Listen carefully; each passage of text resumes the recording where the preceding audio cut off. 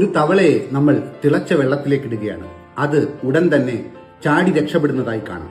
തന്റെ പ്രാണൻ അപകടത്തിലാണെന്ന് മനസ്സിലാക്കി അത് യഥാസമയം ചാടി മാറുന്നു. എന്നാൽ ഇതേ തവളയെ നമ്മൾ ഇളം ചൂടുവെള്ളത്തിലിടുകയാണ്.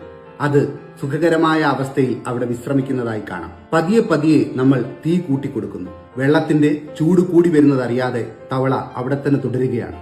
ഒടുവിൽ തന്റെ ശരീരത്തിന്റെ താപനില ക്രമീകരിക്കാനാവാതെ അത് വെന്തു മരിക്കുന്നു. ചാടാനുള്ള കഴിവ് നഷ്ടപ്പെട്ടതുകൊണ്ടല്ല തവള വെന്തു മരിച്ചത്. പകരം ചൂട് കൂടി വരുന്നത് യഥാസമയം തിരിച്ചറിയാതെ പോയതുകൊണ്ടാണ്.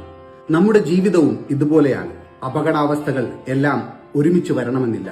എന്നാൽ പതിയെ പതിയെ അവ തീർച്ചയായും വരും. ഒരു മോശം വിവാഹബന്ധം, വിനാശകരമായ ഒരു തൊഴിൽ, ഭീതിജനകമായ ജീവിതാവസ്ഥകൾ, ഇതെല്ലാം പതിയെ പതിയെ നമ്മെ ഇല്ലാതാക്കും.